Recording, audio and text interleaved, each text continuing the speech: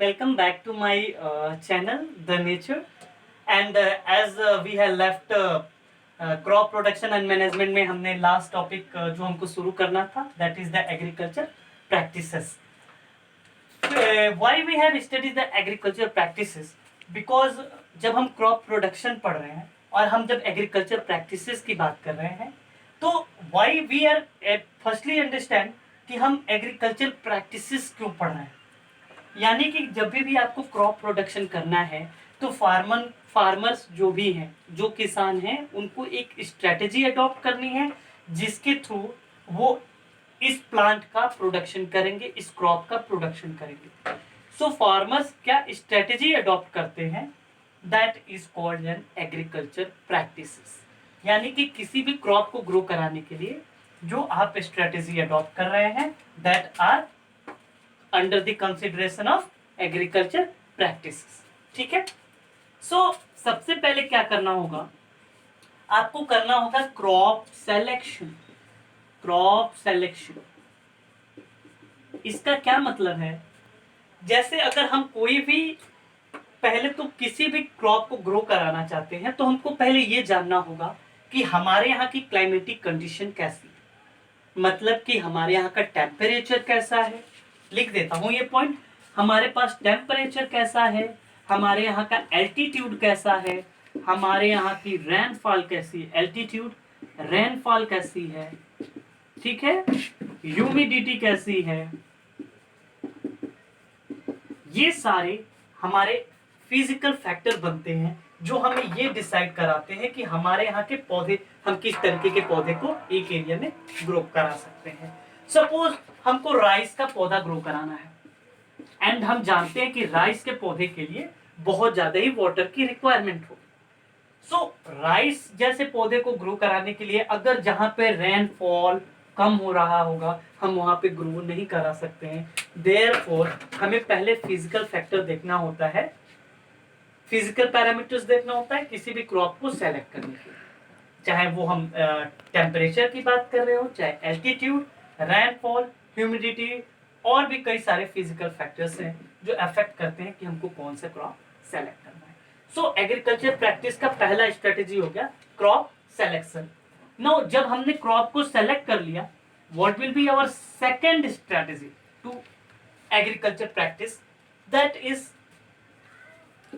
हम soil preparation करते हैं. सॉइल प्रिपरेशन यानी कि हम सॉइल को प्रिपेयर करते हैं. जैसे suppose this is my field जहां पे हमको किसी क्रॉप को ग्रो करना है. हमको अगर इस फील्ड में किसी क्रॉप को ग्रो करना है, हम जानते हैं कि हमारा जो, जैसे ये मान लो ये लैंड है, अगर मैंने इसका एक सेक्शन काट लिया, मान लो ये सरफेस है फील्ड का, ठीक है, तो एक हाइट तक ही, सर्टेन हाइट तक ही जो सॉइल होती है वो फर्टाइल होती है. तो हमें इसको क्या करना होता है कि बार बार सॉइल को ऐसे प्लॉगिंग करना पड़ता है. प्लॉगिंग का मतलब होता है जोतना. मतलब कि इसको बार बार खेतों को क्या करना पड़ता है, प्लॉ करना पड़ता है, जिससे हम सॉइल को प्रिपेयर करते हैं, सॉइल को लूज करते हैं. सॉइल को लूज करने के लिए हम कुछ इक्विपमेंट्स का यूज करते हैं, हथियारों का यूज करते हैं. सबसे पहले हम उसके बारे में डिस्कस कर लेते हैं कि सॉइल प्रिपेयर करने में जो हमारे इंस्ट्रूमेंट यूज होते हैं वो कौन कौन से हैं. ठीक है, इंस्ट्रूमेंट कहिए या इक्विपमेंट कहिए. सो फर्स्टली हम यूज करते हैं प्लॉ. एक एक को हम देखेंगे ये है क्या. ठीक है, प्लॉ को यूज करते हैं, हॉय को यूज करते हैं. ठीक है, आप लोगों ने देख भी रखा होगा जो एग्रीकल्चर बैकग्राउंड से हैं. प्लॉ है, हॉय है, तीसरा जो होता है वो कल्टीवेटर होता है. ठीक है, हमने आपको पहले ही बता रखा था कि हम आपको एप्लीकेशन बेस्ड तरीके से पढ़ाएंगे. तो हम आपको बताएंगे कि प्लॉ क्या होता है, हॉय क्या होता है और कल्टीवेटर क्या होता है, जिन्होंने आज तक नहीं देखा. ओके, प्लॉ की बात करते हैं.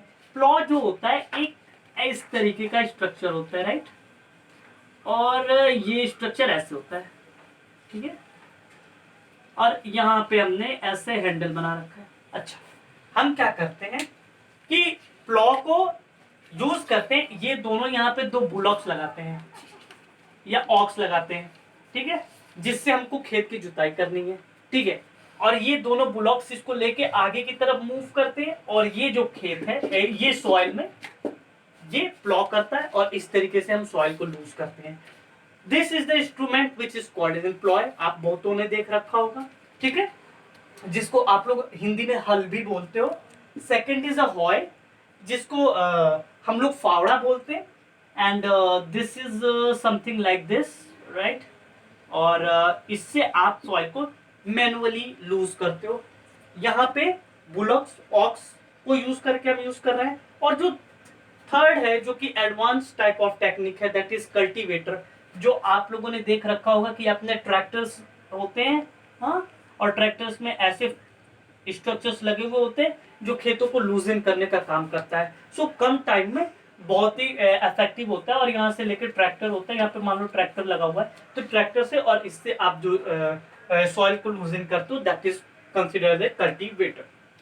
सो सॉइल प्रिपरेशन का मतलब हो गया सॉइल को लूज करना, सॉइल को मिक्स करना, ताकि जो न्यूट्रिएंट्स मीडियम है वो बहुत अच्छे से, जो न्यूट्रिएंट है जो प्लांट लेता है वो अच्छे से ले सके।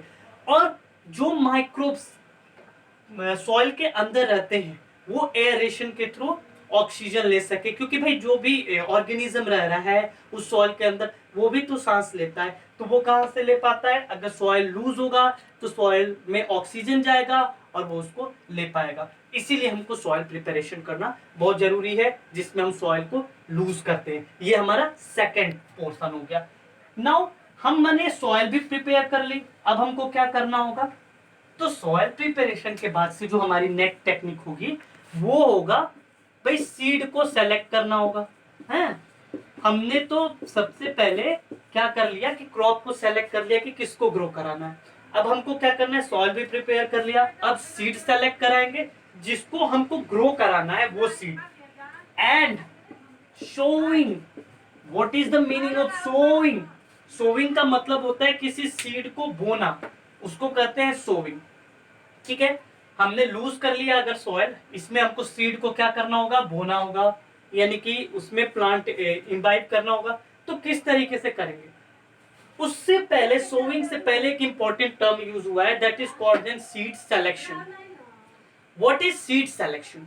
सीड सिलेक्शन का मतलब होता है अगर हमको मान लो कोई अच्छे तरीके का अगर हम सीड यूज करेंगे, ऐसे सीड्स जो कि अच्छा ग्रो करते हो, जिनसे अच्छे पौधे डेवलप होते हैं, हम ऐसा सीड लेंगे, या ऐसा सीड सेलेक्ट करोगे जो बहुत ही छोटे पौधे डेवलप करता हो, जिससे प्रोडक्शन नहीं होता हो? आप कैसा सीड लोगे? जिससे अच्छा प्रोडक्शन होता हो। इस तरीके के सीड को हम किस में इंक्लूड करेंगे? सीड सिलेक्शन में इंक्लूड करेंगे।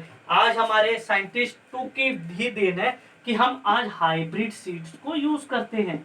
हाइब्रिड सीड, इसमें क्या होता है कि हम लोगों ने इस तरीके से उसमें मॉडिफिकेशन, उस तरीके से उस सीड को बनाया होता है कि उससे प्रोडक्शन अच्छा होता है। ये सीड सिलेक्शन का पार्ट आता है। और सोइंग मतलब बोना होता है। अच्छा, एक और बात है भाई, हम सीड बोते कैसे हैं? सीड सोइंग के दो मेथड होते हैं। एक होता है मैनुअल मेथड। मैनुअल मेथड का मतलब क्या होता है कि आपने क्या किया कि ये फील्ड है, इसमें एक जना फार्मर जाता है और ये हाथों से अगर खेत में सीड की छिड़काई करता है, तो इसको हम कहते हैं कि मैनुअल। ब्रॉडकास्टिंग भी टर्म बोलते हैं, मैनुअल बोल सकते हो, ठीक है, आपके लेवल पे मैनुअल सही है। और उसके बाद से दूसरा मेथड होता है सीड ड्रिल। याद रखिएगा, this machine is called seed drill machine. Seed drill machine किससे? ये आपने जिस तरीके से भी कल्टीवेटर देखा था ना, यहाँ पे ऐसे लगे हुए स्ट्रक्चर थे और ये जाके ट्रैक्टर से जुड़ रहा था।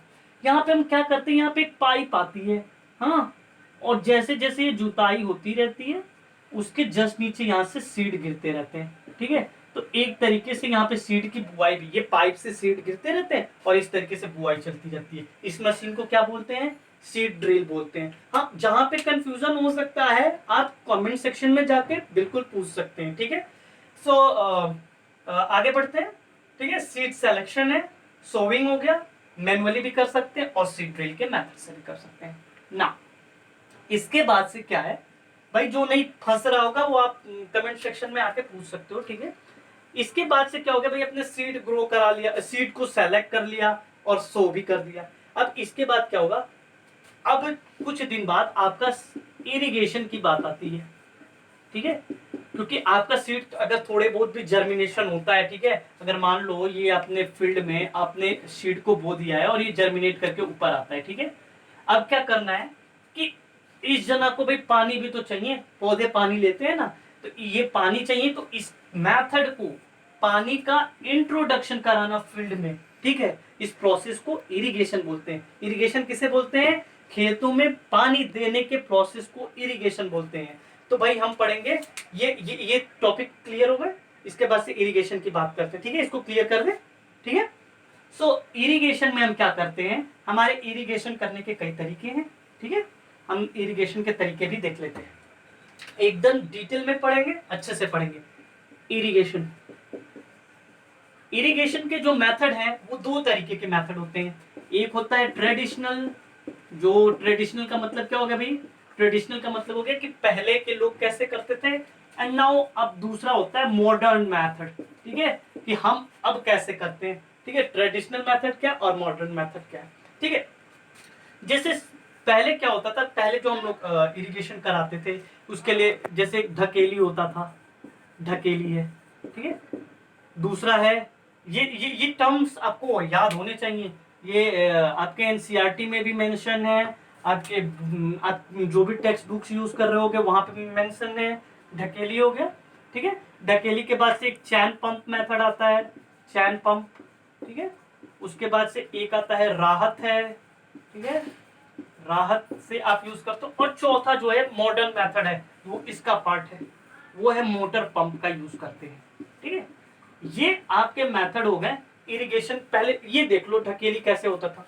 ढकेली में क्या करते थे कि एक ऐसे ऐसे यहाँ पे वेट बांध दिया, ठीक है, एक ये मान लो एक ये कोई बैम्बू है या कोई भी लकड़ी है सॉफ्ट की तरह है, यहाँ पे मैंने कोई वेट बांध दिया और यहाँ पे एक बाल्टी बांध दी, ठीक है, और ये यहाँ पे पानी भरा हुआ है। हमने क्या किया, ये जब इसको मैंने उठाया, ठीक है, तो ये बाल्टी नीचे गई, और बाल्टी नीचे गई तो इसमें पानी भरा, और फिर जब ये नीचे जाएगा इस वेट की वजह से तो पानी ऊपर आता है और यहाँ से नाली से निकालते हैं, ये ढकेली में होता है, ठीक है। उसके बाद से चैन पंप मेथड होता है। चैन पंप मेथड में क्या होता है, इस तरीके के एक व्हील होती है, ठीक है, और यहाँ पे ऐसे ऐसे करके बाल्टी लगे हुए होते हैं, ठीक है, और इसको हम लोग मूव कराते हैं, मतलब इसको ऐसे ऐसे रो ऐसे मूव कराते हैं, और यहाँ पे पानी भरा हुआ होता है। मान लो ये सरफेस पे पानी है, ये पानी को उठाते हुए ऐसे से ले जाता है और पानी फिर से इधर गिराता है और यहाँ से नाली से निकाल के ले जाते हैं। ये हो गया चैन पंप मेथड। राहत भी बिल्कुल ऐसा ही है, बस यहाँ पे ये घुमाने के लिए हम किसी ऑक्स का यूज करते हैं, बैल का, या किसी बुफैलो को यूज करते हैं, तो ये राहत में आ जाता है। और मोटर पंप तो आप सब जानते हो, that is called in tubewell, ठीक है, ट्यूबवेल का यूज करते हैं पानी को निकालने के लिए, ठीक है। कोई ऐसे ये वेल है, ठीक है, और इसमें ट्यूब लगा है, यहाँ पे मोटर है, यहाँ से पानी को निकाला, फील्ड में गया, यहाँ से पानी का सप्लाई हो गया, दैट इज ट्यूबवेल, ठीक है। ओके,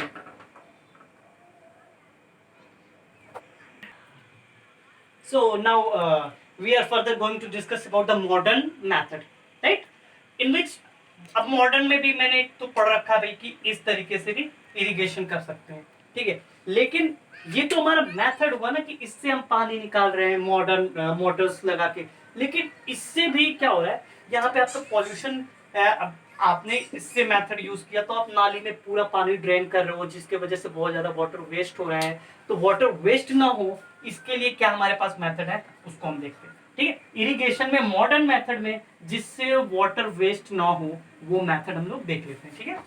तो उसके लिए सबसे पहला मेथड निकालो भाई, स्प्रिंकल मेथड, ठीक है। स्प्रिंकल का मतलब ये होता है झरना है, और आप सभी लोगों ने अपने फुहारा, ठीक है, आप लोगों ने देख रखा होगा कि इस तरीके से एक पाइप आता है। हम करते क्या है, मान लो ये सपोज करो ये फील्ड है तुम्हारा, ठीक है, यहाँ पे एक पाइप जा रही है, और पाइप के सर्टेन इंटरवल्स पे, मतलब एक निश्चित दूरी पे हमने ऐसे करके एक परपेंडिकुलर, यानी कि इसके बिल्कुल 90 डिग्री पे ऐसे पाइप लगा दिया है, यहाँ पे स्ट्रक्चर, और यहाँ से पानी गिरता है, फुहारे की तरह पानी निकलता है, ठीक है। ये सारे स्ट्रक्चर से फुहारे की तरह पानी निकलता है। तो क्या है कि मेरे पास नाली जैसी प्रॉब्लम नहीं है, क्योंकि ये तो डायरेक्ट पाइप में आया, पाइप से यहाँ से पानी फ्लो कर रहा है। सो यहाँ पे वाटर वेस्टेज नहीं है। ये मेथड है स्प्रिंकल मेथड, यानी कि झरने की तरफ से पानी गिरना, ठीक है। एक मेथड होता है जिसको बोलते हैं ड्रिप इरिगेशन।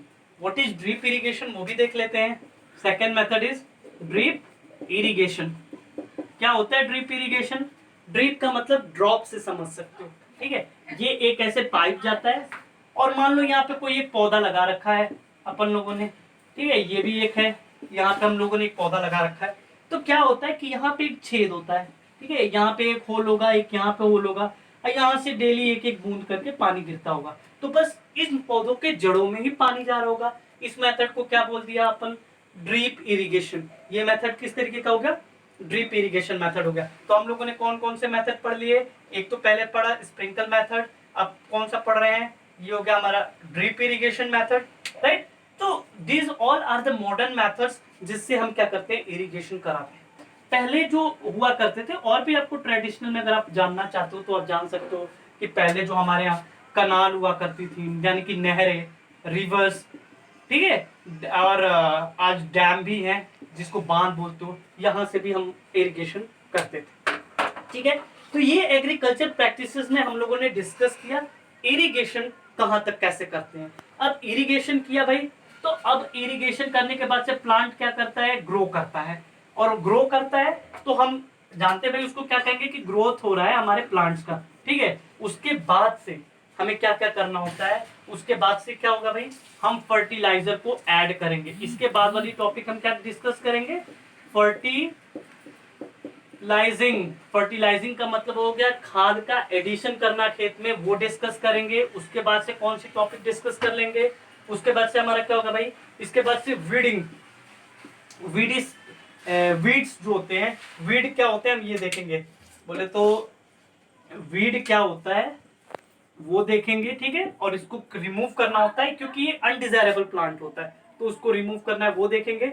और उसके बाद हम देखेंगे हार्वेस्टिंग क्या होता है, ठीक है, और उसके बाद से देखेंगे स्टोरेज, और लास्ट टॉपिक होगा अपना एनिमल हस्बेंड्री, जो कि हम देखेंगे वीडियो के नेक्स्ट में। अगर आपको वीडियो अच्छी लगा हो तो प्लीज लाइक करें, सब्सक्राइब करें एंड शेयर करना ना भूलें। Thank you.